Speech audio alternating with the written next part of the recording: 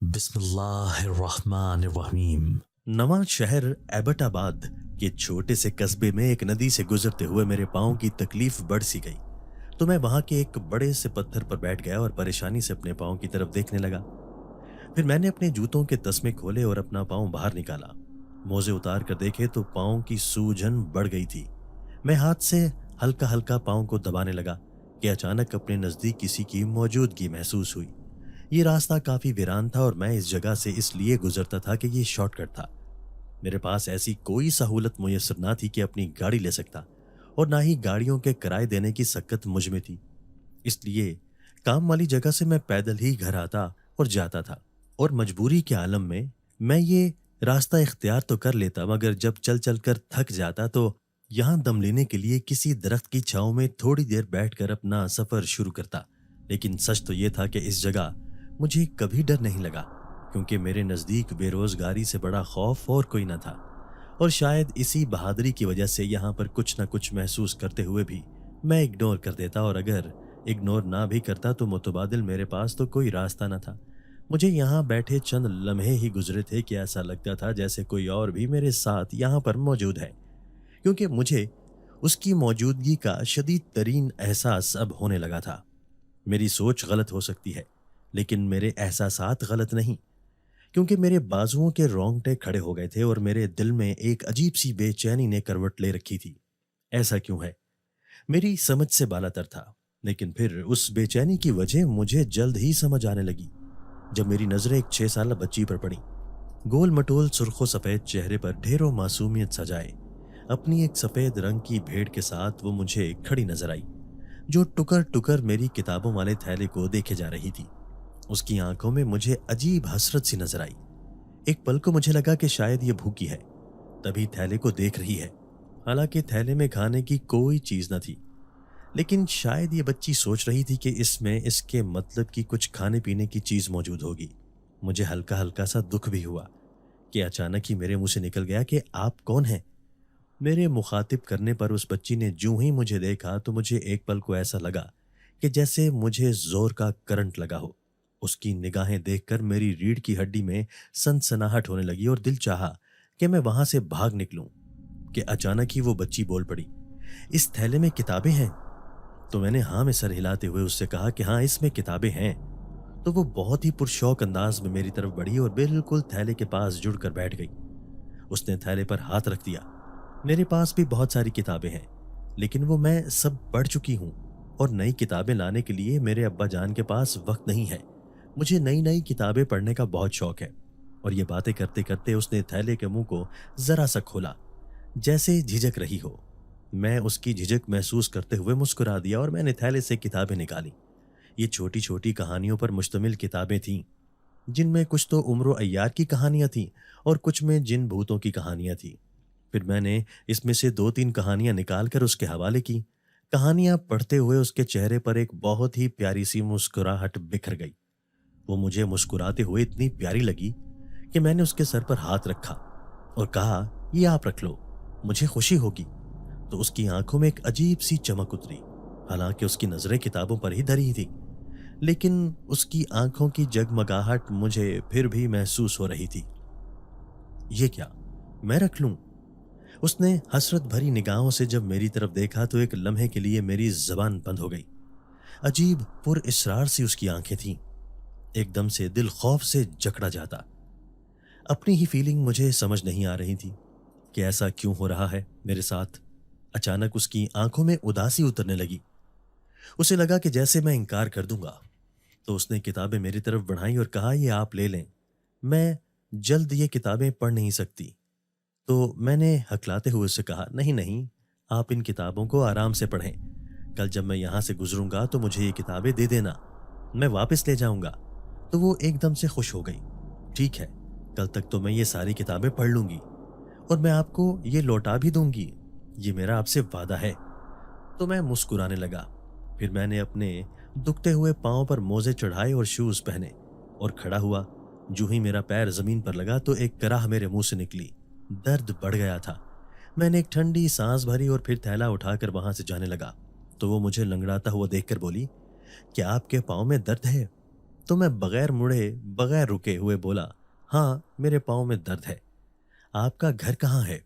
उसने एकदम से फिर सवाल किया तो मैं खड़ा हो गया और उसकी तरफ मुड़कर देखा।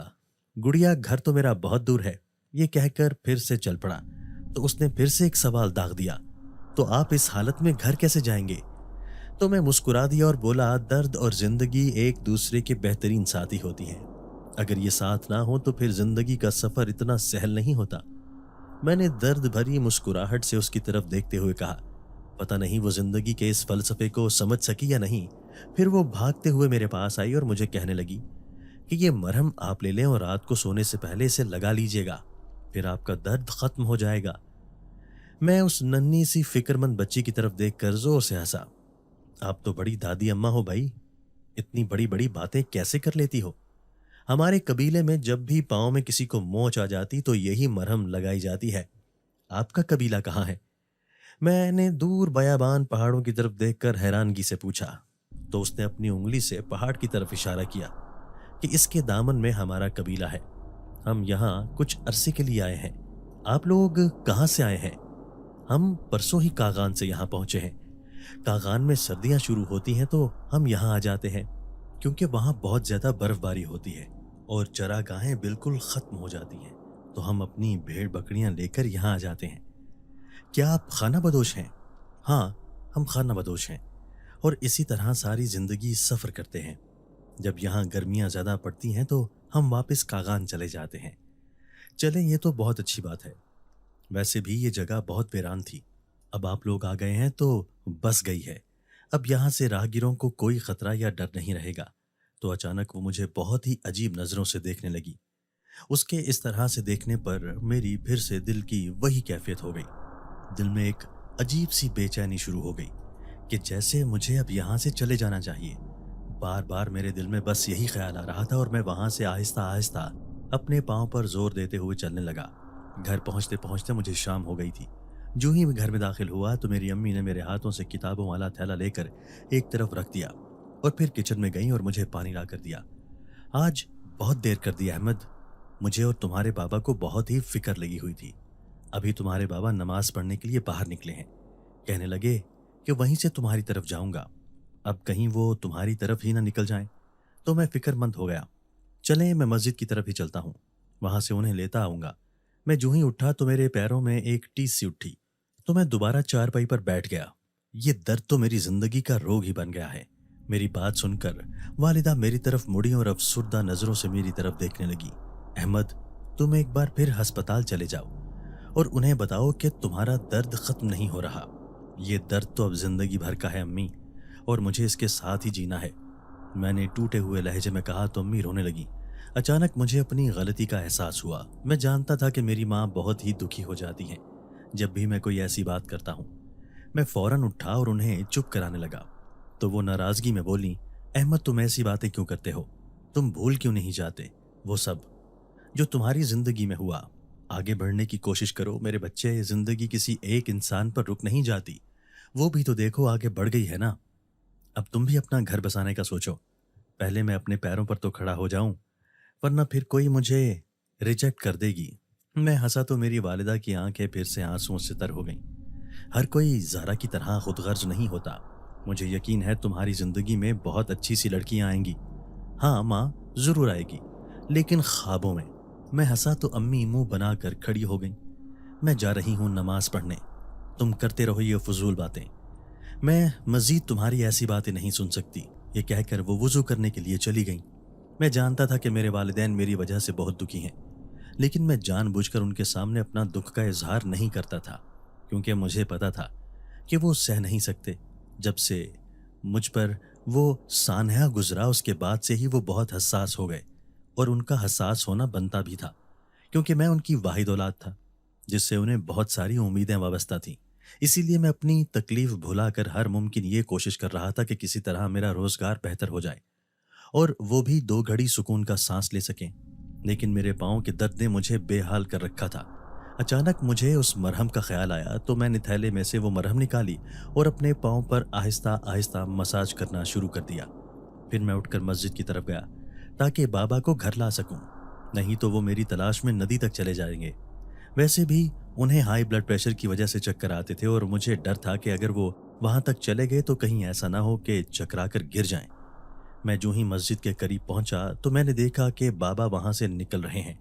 मुझ पर नजर पड़ते ही वो मुस्कुरा गए और मुझे ये लम्हा अपनी जिंदगी में बहुत ही हसीन लगता था, जब मुझे देखकर मेरे वालिदैन मुस्कुराते थे। मैं बाबा के साथ घर पहुंचा तो अम्मी जाय नमाज पर बैठी हुई थी। हमें देखकर मुस्कुराते हुए उठी। हाँ भाई, खाना तैयार है? अब्बू ने लाड से पूछा। जी बिल्कुल तैयार है, आप बस बैठें, मैं अभी लगाती हूँ। खुशबू तो बड़ी अच्छी आ रही है बेगम, क्या बनाया है? सादिया ने अपने बेटे का अकीका किया तो गोश्त भिजवाया था, तो मैंने चावलों में डालकर उसका पुलाव बना दिया, क्योंकि अहमद को बहुत पसंद है। अम्मी ने ममता भरी नजरों से मेरी तरफ देखकर कहा तो अब्बू एकदम से चहक कर बोले, अरे वाह वाह, आज तो तुमने मेरा दिल खुश कर दिया। बाखुदा सुबह से मेरा पुलाव खाने का बहुत मन कर रहा था, बस जल्दी से ले आओ, अब तो इंतजार भी नहीं हो रहा। तो अम्मी बोली, बस जी दम पर लगा हुआ है, मैं अभी लाती हूँ। वो किचन में चली गई और मैं और अब्बू सहन में ही रखी चारपाइयों पर आकर बैठ गए। सहन में हल्की हल्की हवा चल रही थी, जिसकी वजह से गर्मी और हब्स की शिद्दत कम हो गई। अम्मी सरे शाम ही सहन में पानी डाल दिया करती थीं, जिसकी वजह से सहन शाम तक ठंडा हो जाता और फिर सहन में चारपाइयाँ डाल देती और पास ही पानी का कूलर रख देती। बाबा टीवी को भी सहन में रख देते, क्योंकि उनकी आदत थी कि वो 9 बजे का खबरनामा सुनकर ही सोते थे और आजकल अंदर कमरे में बैठकर टीवी देखना मुहाल हो जाता था। इसलिए हमारे घर में हमेशा से ही टीवी सरे शाम ही बाहर निकाल कर रख दिया जाता। फिर हम सब घर वाले यहीं बैठकर खाना खाते और उसके बाद अम्मी चारपाइयों पर बिस्तर लगा देती और फिर हम यहीं पर सो जाते। ये हमारे घर की वो रूटीन थी जो मैं बचपन से अब तक देख रहा था। रात को खुले आसमान तले तारे गिनते गिनते सोना मुझे बेहद पसंद था। मुझे आसमान पर ये तारे ज़ारा की आंखों की तरह लगते थे। उसकी नीली आंखें भी बहुत चमकती थीं। ऐसा लगता था जैसे दो तारे चमक रहे हों। ना जाने क्यों बैठे बैठे जब भी मेरा जहन ज़ारा की तरफ जाता तो मेरे दिल में एक टीस सी उठती और मेरे चेहरे पर एक संजीदगी सी तारी हो जाती। अब्बू जो अम्मी के साथ हंसी मजाक कर रहे थे, एकदम जब उनकी निगाह मेरे चेहरे पर पड़ी तो वो संजीदा हो गए। वो मेरे चेहरे को पढ़ लेते थे, इसीलिए मेरी तवज्जो बटाने के लिए वो अक्सर कोई ना कोई ऐसा मौजू छेड़ देते कि मैं ना चाहते हुए भी थोड़ी देर के लिए अपना गम भूल जाता। मैं अपनी टांगें सीधी करके एकदम ऊपर बैठा तो अब्बू ने पूछा, अहमद तुम्हारे पाँव का दर्द का क्या बना? आज सुबह भी तुम्हारी अम्मी बहुत खफा हो रही थी कि तुम दोबारा अस्पताल चेकअप करवाने के लिए नहीं गए और तुम्हारा दर्द भी अभी काफ़ी दिनों से बढ़ गया है। अब्बू की बात पर मैं एकदम से चौंका और अपने पाँव की तरफ देखा तो मुझे बड़ी हैरानगी ने आन घेरा कि मैं जब घर पहुंचा था तो दर्द की वजह से अपना पाँव हिला भी नहीं पा रहा था। लेकिन जब मुझे बाबा का पता चला और मैं उन्हें लेने के लिए मस्जिद की तरफ गया तो मुझे दर्द का एहसास तक क्यों नहीं हुआ। ये क्या माजरा है? मैं अपने पाँव को घूरे जा रहा था। हालांकि जब मैं इससे पहले अपने पाँव उठाकर चारपाई पर रखता था तो दर्द की वजह से मेरे मुंह से कराहें जरूर निकलती थीं, लेकिन आज ऐसा कुछ भी ना हुआ। मैं फौरन पाँव को अपने हाथों की उंगलियों से छूने लगा तो मुझे एहसास हुआ कि बस हल्का सा दर्द है और वो दर्द की शिद्दत नहीं है जैसे पहले होती थी। पाँव की सूजन भी कम है। बाबा मेरी तरफ गौर से देखे जा रहे थे और फिर उन्होंने मुझे जब खामोश देखा तो फौरन बोल उठे कि क्या बात है अहमद, सब ठीक तो है ना बच्चे? तो मैं उनको तसल्ली देते हुए फौरन बोल उठा, जी बाबा सब खैरियत है और मुझे पाँव में कोई दर्द महसूस नहीं हो रहा सिवाय हल्की हल्की चुभन के। अच्छा, ये तो बड़ी खुशखबरी वाली बात है कि फिर आखिर पूरे 1 साल के बाद तुम इस तकलीफ से निजात पा रहे हो। बाबा एकदम से खुश हुए तो मैं और भी संजीदा हो गया। मैं हैरान हूँ बाबा कि मैंने इतनी दवाइयाँ इस्तेमाल की, इंजेक्शन लगवाए, लेकिन मुझे कोई आराम ना आया और फकत एक छोटी सी मरहम की डिबिया ने मेरी तकलीफ रफा कर दी। अच्छा, तुम्हें ये मरहम की डिबिया किसने दी? ये तो वाकई जादू हो गया। उनके इस लफ्ज पर मैं एकदम से सीधा होकर बैठ गया और मुझे उस बच्ची का ख्याल आया तो मेरे पूरे बदन पर रोंगटे खड़े हो गए। अचानक ही मुझे उसका वो जुमला याद आया कि ये मरहम लगा लें फिर आपका दर्द खत्म हो जाएगा। मुझे मुसलसल खोया खोया देखकर बाबा परेशान हो गए। अहमद क्या बात है बच्चे, तुम क्यों मुझे सारी बात एक बार ही नहीं बता देते? बात करते करते रुक क्यों जाते हो? बाबा परेशान होते हुए बोले। तो मैंने संभल संभल कर उन्हें आज के सारे वाकयात सुना डाले तो वो बहुत हैरान हुए। احمد اس علاقے میں تو کبھی خانہ بدوش آ کر نہیں ٹھہرے۔ آج اتنا عرصہ ہو گیا ہے، ہم نے تو کبھی بھی نہیں سنا کہ وہاں کوئی بستی بنی ہو۔ وہ جگہ تو انتہائی اجاڑ اور ویران ہے، اور کچھ پراسرار بھی۔ وہاں تو لوگ نہیں ٹھہر پاتے۔ تمہیں کہیں غلط فہمی نہ ہوئی ہو بچے؟ تو میں نے فوراً اپنی جیب سے وہ مرہم نکال کر بابا کے سامنے رکھا۔ بابا، اگر مجھے غلط فہمی ہوئی ہے تو پھر یہ کیا ہے؟ آپ خود دیکھ لیں۔ میں نے کوئی خواب نہیں دیکھا، بلکہ سچ مچ مجھے یہ مرہم اس چھوٹی سی بچی نے دیا ہے۔ تو بابا سیدھے ہو کر بیٹھ گئے اور اپنی داڑھی پر تیزی سے انگلیاں چلانے لگے۔ کمال ہے، آج دن تک ہمیں یہ کبھی بھی سننے یا دیکھنے کو نہیں ملا کہ وہاں پر کوئی قبیلہ آ کر ٹھہرا ہو۔ وہ تو جگہ اتنی بھاری اور پرآسیب ہے کہ لوگ وہاں پر ایک رات بھی نہیں ٹھہر سکتے، اور تم کہہ رہے ہو کہ وہ قبیلہ وہاں کافی عرصے سے موجود ہے۔ یہ بات میرے لیے انتہائی حیران کن ہے۔ بہرحال تم احتیاط کرنا احمد، وہاں سے دوبارہ مت جانا۔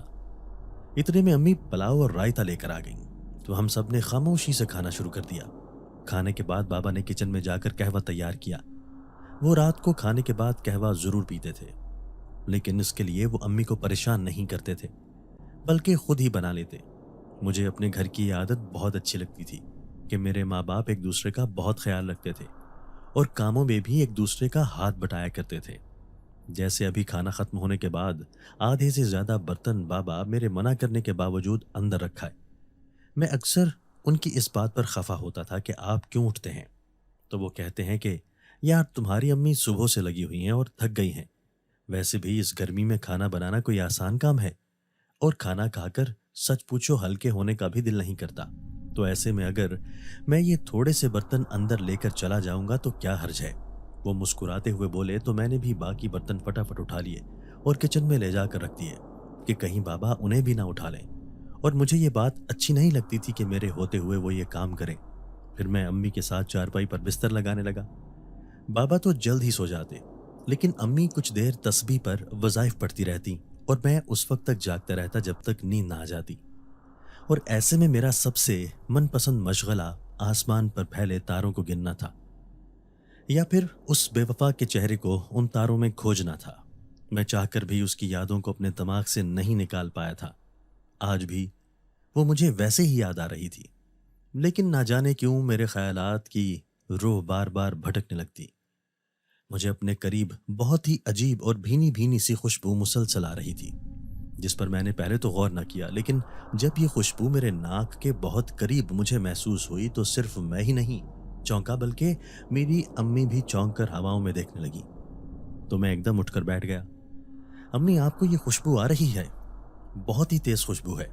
تو امی نے مجھے ہونٹوں پر انگلی رکھ کر خاموش رہنے کا کہا، اور پھر نہ جانے کیا کیا پڑھ کر وہ مجھ پر اور ابو پر پھونکنے لگی۔ یہ اتنی عجیب خوشبو تھی کہ میرا دل ایک دم سے بے چین ہونے لگ گیا۔ جو ہی امی نے تیسری بار پڑھ کر ہم پر پھونکا تو اچانک وہ خوشبو ایک دم سے غائب ہو گئی۔ تو میں حیران ہو کر ادھر ادھر دیکھنے لگا اور امی سے کہا کہ امی، اب وہ خوشبو کیا آپ کو آ رہی ہے؟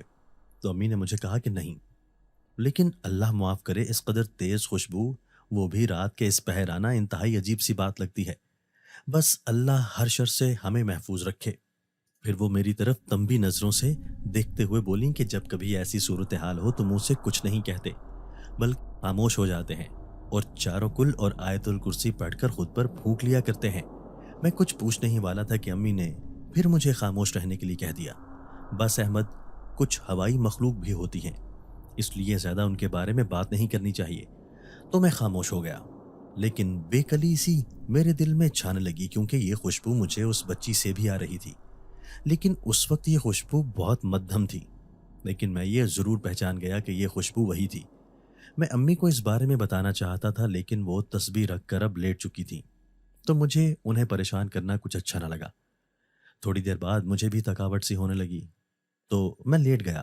اچانک میری نظر سامنے دیوار پر پڑی تو وہاں پر ایک سیاہ رنگ کی بلی بیٹھی ہوئی تھی، اور اندھیرے میں اس کی آنکھیں بہت بری طرح چمک رہی تھیں۔ میں نے اپنی چپل اٹھا کر اس کی طرف پھینکی تو وہ ٹس سے مس نہ ہوئی۔ تو میں نے دوبارہ اپنی چپل اٹھائی اور اس کی طرف تیزی سے اسے ڈرانے کے لیے بھاگا، تو اچانک مجھے ایسا محسوس ہوا جیسے کسی نے مجھے پکڑ لیا ہو۔ جو ہی مجھے اس بات کا احساس ہوا تو میں ڈر گیا کہ یہ میرے ساتھ کیا ہو رہا ہے، کہ میں اپنی جگہ سے ایک انچ بھی نہیں ہل پا رہا۔ اسی دوران میری نگاہ جب دوبارہ دیوار پر گئی تو وہ بلی بڑے سکون سے اپنی جگہ پر بیٹھی ہوئی تھی۔ مجھے وہ کوئی عام بلی نہ لگی، کیونکہ بلیاں تو ذرا سی کھٹکے پر بھاگ جاتی ہیں، جبکہ یہ بڑے ہی دھڑلے سے بیٹھی ہوئی تھی۔ میں پیچھے مڑ کر امی کو آواز دینا چاہتا تھا، لیکن مجھے لگتا تھا کہ جیسے میری آواز میرے گلے کے اندر ہی بند ہو گئی ہو۔ اچانک مجھے امی کی بات یاد آئی اور میں نے دل ہی دل میں چاروں کل پڑھنے شروع کیے، اور جیسے ہی میں نے آیت الکرسی شروع کی تو وہ بلی ایک دم سے بھاگ گئی، اور مجھے ایسے لگا جیسے میں بھی ایک اندیکھے حصار سے آزاد ہو گیا۔ میرا پورا بدن پسینہ پسینہ ہو رہا تھا اور حلق میں پیاس سے کانٹے چبھنے لگے، تو میں نے فوراً 2 گلاس پانی کے بھر کے پیے اور پھر چارپائی پر آ کر لیٹ گیا اور دوبارہ سے چاروں کل اور آیت الکرسی پڑھ کر خود پر پھونکنے لگا، لیکن مجھے قرار نہیں آ رہا تھا۔ ایسا لگتا تھا جیسے کوئی میری چارپائی پر بار بار اٹھ کر بیٹھتا ہے۔ میں باقاعدہ خوف سے کانپنے لگا۔ یہ کیا ہو رہا ہے؟ پہلے تو میں نے اپنے اس خیال کو اپنے ذہن سے جھٹکا، لیکن جب یہ عمل مسلسل ہونے لگا تو میرا شک یقین میں بدل گیا کہ یہ میرا وہم نہیں ہے، کچھ نہ کچھ انہونی میرے ساتھ ہو رہی ہے۔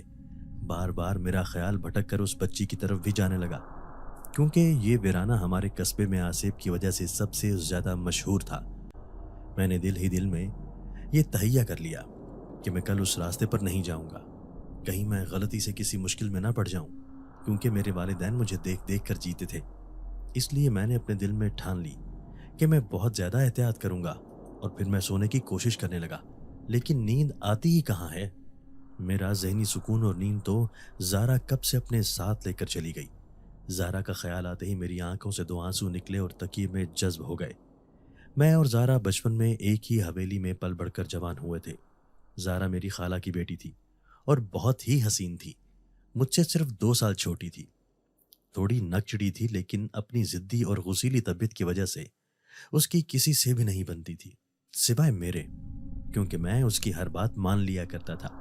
اسی لیے وہ میرے ساتھ ہی کھیلنا پسند کرتی تھی اور گڑیا سے لے کر کپڑوں تک جو چیز بھی خریدتی سب سے پہلے مجھے لا کر دکھاتی۔ باقی بچوں کی نسبت میں نے کبھی بھی اس کے ہاتھ سے نہ تو کھلونا چھینا اور نہ ہی اس سے کبھی جیتنے کی کوشش کی۔ میں جان بوجھ کر اس سے کھیل کھیل میں ہار جایا کرتا تھا، کیونکہ میں بچپن سے ہی اس کی عادات کو سمجھنے لگا تھا کہ اسے ہارنے میں بہت غصہ آتا ہے اور جیت اس کے لیے بہت ساری خوشی لے کر آتی ہے۔ لیکن دیگر کزنز کے ساتھ کھیلتے ہوئے نہ صرف وہ ہار جاتی، بلکہ وہ اس کے کھلونوں کو بھی چھین کر یا تو لے جاتے یا توڑ دیتے، جس کی وجہ سے وہ ان کے ساتھ کھیلنا پسند نہیں کرتی تھی۔ ہمارے خاندان میں لڑکیوں کو زیادہ پڑھانے کا رواج نہیں تھا۔ اس نے جب 5ویں کلاس پڑھ لی تو اس کے امی ابو نے اس کو گھر بٹھا لیا اور وہ بہت روئی اور میرے پاس آئی کہ میں اس سلسلے میں امی ابو سے سفارش کروں۔ وہ چاہتی تھی کہ پڑھ لکھ کر کسی اسکول میں استانی لگ جائے۔ اسے ٹیچنگ بہت پسند تھی۔ گھر میں بھی وہ جب اکثر کھیلتی تھی تو اسکول ہی کھیلتی تھی، اور اس کے لیے وہ مجھے اپنا اسٹوڈنٹ بناتی اور خود ٹیچر بن کر مجھے پڑھاتی رہتی۔ گو کہ میرے لیے یہ کھیل بہت ہی بوریت والا ہوتا تھا، کیونکہ مجھے پڑھنے سے کوئی خاص رغبت ویسے ہی نہ تھی۔ اوپر سے کھیل بھی پڑھائی لکھائی والا ہوتا تو میں تنگ پڑ جاتا، لیکن صرف اس کی خوشی کی خاطر میں چپ کر کے اس کا اسٹوڈنٹ بنا رہتا، اور وہ مجھے پڑھاتی رہتی اور کئی بار مجھے سٹک بھی مارتی جب تک میں اسے سبق یاد کر کے نہ سناتا۔ سرخ و سفید گول مٹول چہرے پر وہ غصہ سجاتے ہوئے ڈانٹتی تو مجھے ہنسی آ جاتی، اور یہ ہنسی مجھے اپنے آپ پر زیادہ آتی کہ میں عمر اور قد کاٹ میں بھی اس سے کافی بڑا تھا اور اس کے مقابلے میں طاقتور بھی تھا۔ لیکن جب وہ اپنے ننھے ننھے ہاتھوں سے مجھے مارتی اور روب دکھاتی تو مجھے کبھی یہ بات سمجھ نہیں آتی تھی کہ میں آخر اس کے اتنے سارے غصے کو برداشت کیسے کر جاتا ہوں۔ حالانکہ گھر میں اگر میری طبیعت کے برخلاف کوئی بات ہوتی تو میں پورا گھر سر پر اٹھا لیا کرتا، کیونکہ میں تو تھا بھی اکلوتا، اور میرے ماں باپ تو مجھے ہتھیلی کا چھالا بنائے پھرتے تھے۔ وہ میری کوئی بات نہ ٹالتے، لیکن نہ جانے کیوں میں اس دھان پان سی لڑکی کے سامنے بے بس سا ہو جاتا، چاہ کر بھی اپنا غصہ نہ دکھا پاتا۔ اور پھر جب وہ میرے سامنے روئی کہ میرے امی ابو مجھے آگے نہیں پڑھانا چاہتے تو میرا دل کٹ سا گیا، اور میں نے اپنے خاندانی ریت و رواج کے سامنے پہلی بار منہ کھولا تو خالہ اور خالو حیرانگی سے میری طرف دیکھنے لگے کہ میں تعلیم کی سفارش ایک لڑکی کے لیے کیسے کر سکتا ہوں۔ خالو مجھ پر بہت بگڑے۔ کیا تم جانتے نہیں ہو ہمارے خاندان میں لڑکیاں بس 5 تک ہی پڑھتی ہیں، اس سے زیادہ نہیں۔ پھر تم اپنے خاندانی ریت و رواج کو بھول کر ہمارے سامنے ہماری ہی بیٹی کی سفارش کیسے کر سکتے ہو؟ کیا تمہاری بہن ہوتی تو تم اسے بھی آگے پڑھنے کے لیے اپنے خاندانی رواج سے ٹکرانے کی ہمت کر سکتے تھے؟ تو میں فوراً پرعزم طریقے سے بولا کہ ہاں، اگر میری بہن ہوتی تو میں اسے خود اسکول اور پھر کالج لے کر جاتا۔ آخر کیا برائی ہے؟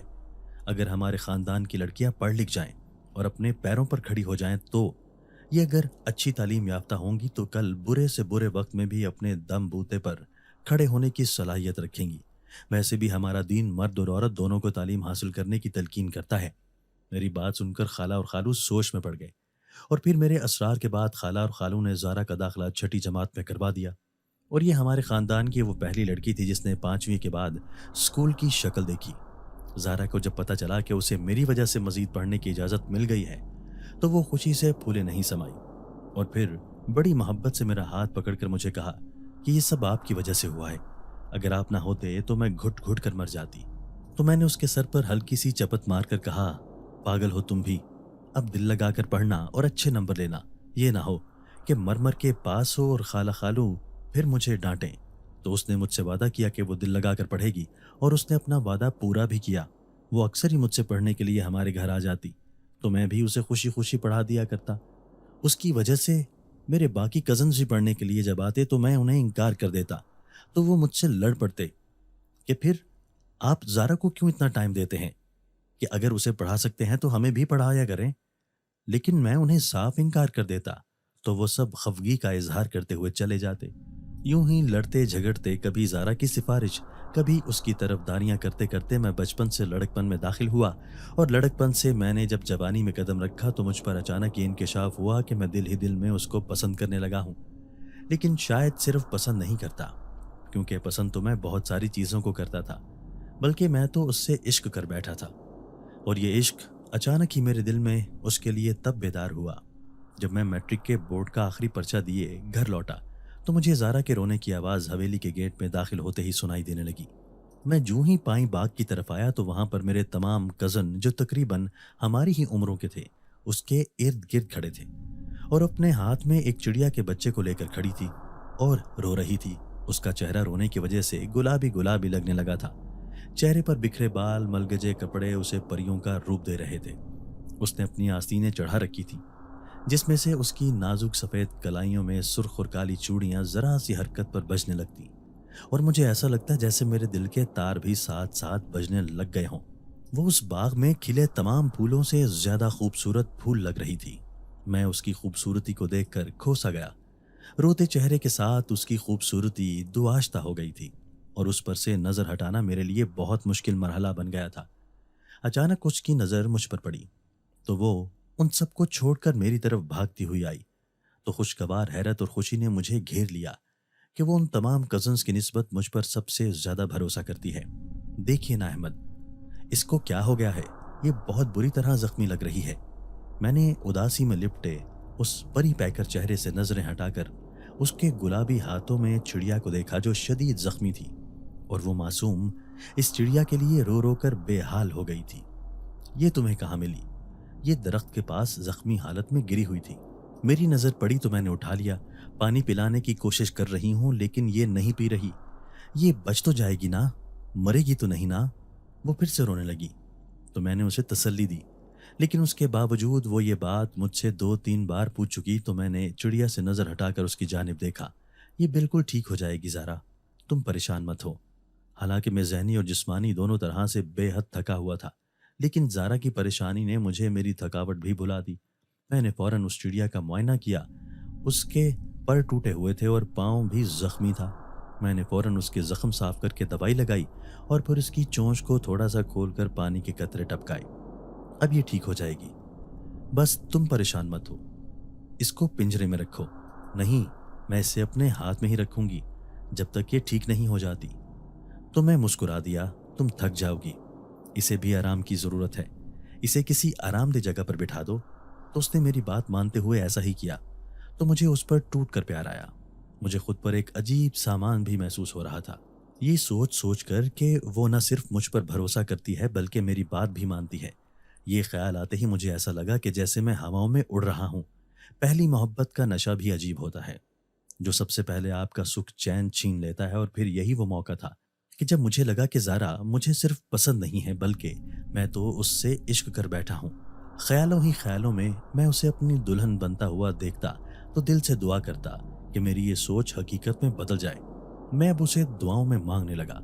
میٹرک کے امتحان دینے کے بعد ہی میرے ذہن میں نوکری خیال سمایا، کیونکہ میں جانتا تھا کہ جتنی جلد میری نوکری ہوگی، میرے پاس 4 پیسے آئیں گے تو تب ہی میں زارا کا ہاتھ مانگ سکوں گا۔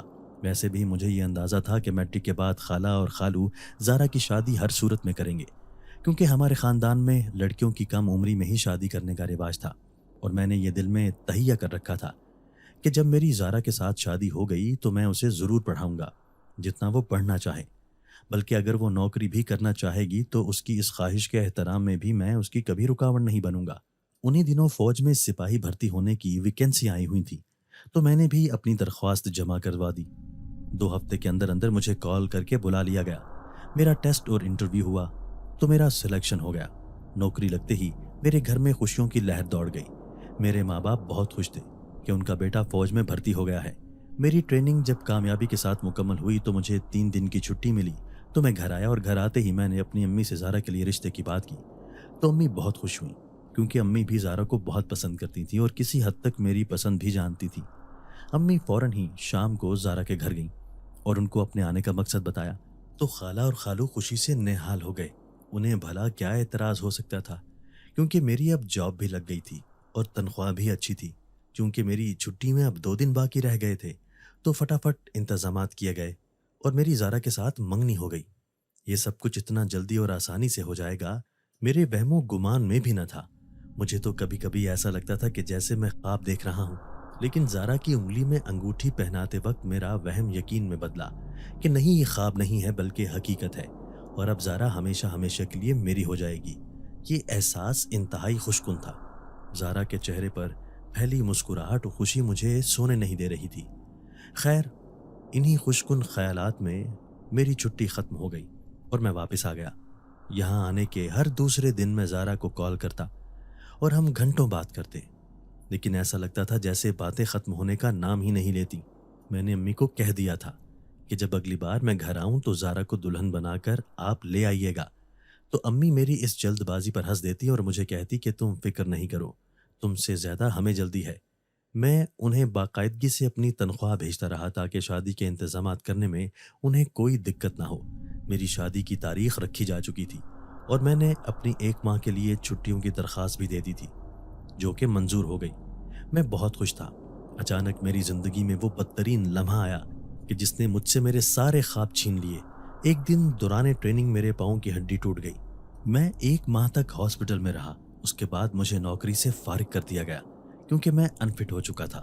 میں ہسپتال سے فارغ ہونے کے بعد جب گھر پہنچا تو میرے والدین کے مرجھائے چہروں پر خوشی کی لہر دوڑ گئی، لیکن میں نے خالہ اور خالو کے چہرے پر ایک عجیب سا تناؤ دیکھا جس کی مجھے سمجھ نہیں آ رہی تھی۔ مجھے آئے ہوئے کافی دن ہو گئے تھے۔ خالہ خالو صرف 1 دفعہ مجھے دیکھنے کے لیے آئے، لیکن زارا ایک بار بھی مجھے دیکھنے کے لیے نہیں آئی، اور یہ بات مجھے بہت کھا رہی تھی۔ میں نے کئی بار امی سے پوچھا تو وہ ٹال گئیں۔ شادی کی تاریخ تو طے تھی، لیکن ہمارے گھر میں شادی کے حوالے سے مجھے کوئی تیاری ہوتی ہوئی نظر نہیں آ رہی تھی، تو مجھے بڑا تعجب بھی ہونے لگا۔ لیکن امی ابو میری طبیعت کی ناسازی کی وجہ سے کھل کر مجھ سے بات نہیں کر رہے تھے۔ تو ایک دن میں نے تنگ آ کر پوچھا کہ سب خیریت تو ہے؟ تو امی اور بابا کو گہری چپ لگ گئی۔ میرا دل ڈوبنے لگا اور ایسا لگنے لگا جیسے کچھ ہونے والا ہے۔ امی جیسی بھی خبر ہے مجھے سنا دیں۔ تو امی نے مجھے بتایا کہ تمہاری خالہ نے یہ رشتہ توڑ دیا ہے کیونکہ تم بے روزگار بھی ہو گئے ہو اور لنگڑا کے بھی چلتے ہو، تو اب انہیں یہ رشتہ منظور نہیں۔ میرے اوپر جیسے قیامت ٹوٹ پڑی۔ کیا زارا نے ان کی یہ بات قبول کر لی؟ وہ تو مجھ سے محبت کرتی تھی۔ تو امی نے افسردگی سے سر ہلایا اور کہا، اگر اسے اپنے والدین کی بات منظور نہ ہوتی تو ظاہر ہے وہ کچھ نہ کچھ تو کہتی۔ اس کی بات وہ بھلا کب ٹالتے ہیں؟ میں کمرہ بند کر کے دن رات اپنی قسمت پر روتا رہتا۔ مجھے کئی بار خودکشی کا خیال بھی آیا۔ دیکھنے میں انسان بہت مضبوط ہوتا ہے، لیکن جن کے ساتھ دل کا رشتہ جڑ جاتا ہے وہاں پر خود کو سنبھالنا مشکل ہو جاتا ہے۔ اسی دوران مجھ پر ایک اور قیامت ٹوٹی جب مجھے پتہ چلا کہ زارا کا رشتہ طے ہو گیا ہے اور وہ بہت ہی مالدار آدمی ہے۔ گویا زارا نے محبت پر دولت کو ترجیح دی۔ میں یہ خبر سن کر دیر تک ہنستا رہا اور پھر جب میری ہنسی رکی تو مجھے لگا کہ میرا دل پھٹ جائے گا۔ मैं अम्मी की गोद में सर रखकर न जाने कब तक तड़पता रहा, रोता रहा। फिर आहिस्ता आहिस्ता अम्मी अब्बा की मोहब्बत ने मुझे और मेरे दिल को थाम लिया और मुझे इस कैफियत से निकालने की दिन रात कोशिश करने लगे। बाबा चाहते थे कि मैं यहाँ पर कोई छोटी सी दुकान लेकर अपना काम शुरू करूँ, लेकिन मैं इस कस्बे से दूर जाना चाहता था। मेरी कोशिश थी कि मेरी कहीं इस कस्बे से दूर नौकरी लग जाए और फिर मैं ये कस्बा ही छोड़ दूँ जहाँ पर ज़ारा की मोहब्बत जगह जगह बिखरी हुई थी। फिर मेरी किताबों वाली दुकान पर आर्जी सी नौकरी लग गई। मैं सुबह जाता और रात को थक हार कर आता तो जहन को कुछ भी और सोचने की मोहलत ही न मिलती और यूं मेरी एक मसरूफियत बन गई। अगले दिन जब मैं सुबह सवेरे उठा तो देखा अम्मी अब्बू जाग रहे हैं और नाश्ते पर मेरा इंतज़ार कर रहे हैं। तो मैंने फटाफट नाश्ता किया और अपने किताबों का थैला उठाकर घर से बाहर निकल आया। मैंने काम पर जाने के लिए दूसरा रास्ता इख्तियार किया, लेकिन मुझे नहीं पता कि मेरे कदम खुद ब खुद नदी वाली जगह पर क्यों उठ रहे हैं। ऐसा लग रहा था जैसे कोई ताकत है जो मुझे अपनी तरफ खींच रही है। मैं यूं ही उस मखसूस जगह पर पहुंचा जहां वो बच्ची मुझे मिली थी, तो मैंने देखा कि वो वहां पर खड़ी है और उसके हाथों में किताबें हैं और चेहरे पर बेपनाह खुशी। मुझे देखते ही वो मेरी तरफ दौड़ कर आई और कहने लगी, ये लीजिए अंकल, हस्बे वादा आपकी किताबें आपको दे रही हूँ। तो ना चाहते हुए भी मैं मुस्कुरा दिया। न जाने क्यों मेरे दिल से उस जगह का खौफ निकल सा गया। यही वजह थी कि मैं आने जाने के लिए यही रास्ता इख्तियार करने लगा और उस बच्ची के लिए बेहतरीन से बेहतरीन किताबें मुफ्त में ला कर देता, क्योंकि वो पढ़ने की बहुत ही शौकीन थी। कुछ दिनों से मेरी तबीयत नासाज थी तो मैं वहां ना जा सका, तो एक रात सोते हुए मैं हड़बड़ा कर उठ बैठा। ऐसा लगा जैसे कमरे की छत पर धड़ाम से कोई चीज आ गिरी हो। अम्मी अब्बू रिश्तेदारों की फौदगी में गए हुए थे और उस वक्त मैं घर में अकेला था। मैंने टॉर्च ली और हाथ में एक डंडा लेकर आहिस्ता आहिस्ता सीढ़ियां चढ़ने लगा और जो ही मैं छत पर आया तो पूरी छत रोशनी में नहा गई और मैं ये देखकर हैरान रह गया कि छत पर किताबें ही किताबें बिखरी पड़ी हैं।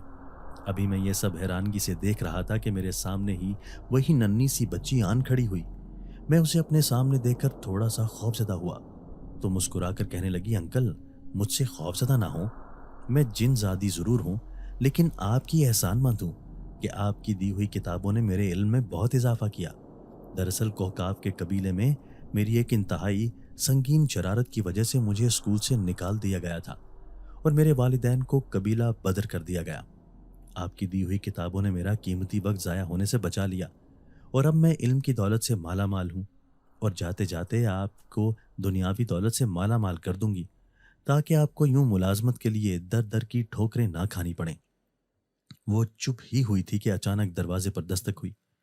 अम्मी और बाबा आ चुके थे। मेरी जरा सी नजर भटकी और जब मैंने दोबारा उसकी तरफ देखा तो वो वहां से गायब हो चुकी थी, लेकिन उसकी खुशबू मेरे इर्द गिर्द ही थी। लेकिन इस वाक़े के बाद हमारे हालात वाकई बेहतर होने लगे। जिस दुकान पर मैं मुलाजमत करता था वो दुकान का मालिक अब बाहर जा रहा था और उसे पैसों की अशद ज़रूरत थी। उसने वो दुकान बेचने का इरादा जाहिर किया तो मैंने उससे वो दुकान लेने का सोचा। अम्मी के पास कुछ जेवरात थे जो उन्होंने बेच दिए और उससे जो पैसा मिला वो मैंने दुकान के मालिक को देकर दुकान अपने नाम कर ली। लेकिन कुछ ही अरसे बाद मेरी किताबों का कारोबार तेज़ी से तरक्की करता चला गया और उसके साथ साथ मैंने जो भी कारोबार शुरू किए वो सब के सब भी कामयाब रहे और देखते ही देखते मैं कुछ ही सालों में करोड़पति बन गया। उसी दौरान अम्मी ने मेरे लिए लड़कियां देखना शुरू कर दी और फिर उन्हें साइमा पसंद आ गई और वो उसे बहू बनाकर घर ले आई, जो बहुत ही नेक सीरत लड़की थी और जिसने जल्द ही मुझे अपना गर्विदा बना लिया। ज़ारा को तलाक हो चुकी थी क्योंकि उसकी कोई औलाद नहीं थी, तो उसके मालदार खामिन ने उसे छोड़ दिया। वो पलटकर मेरे पास आई थी, लेकिन मुझे ऐसा लगा कि जैसे वो मेरे पास नहीं बल्कि मेरी बेइंतहा दौलत देखकर मेरे पास आई है। लेकिन अब मेरे दिल में साइमा के अलावा और कोई नहीं धड़क सकता था। मुझे आज भी वो भीनी भीनी खुशबू महसूस होती है। यही वजह है कि मैंने अपनी ज़िंदगी में गरीब और नादार बच्चों के लिए मुफ्त किताबें तकसीम करने का फ़ैसला कर लिया, क्योंकि मेरी इसी छोटी सी नेकी की वजह से आज मैं इस मुकाम पर खड़ा हूँ कि ज़ारा जैसे मुतकब्बिर रिश्ते मुझे सर उठाकर देखते हैं। इसीलिए कहते हैं कि खुलूस दिल से नेकी की जाए तो कभी रायगा नहीं जाती।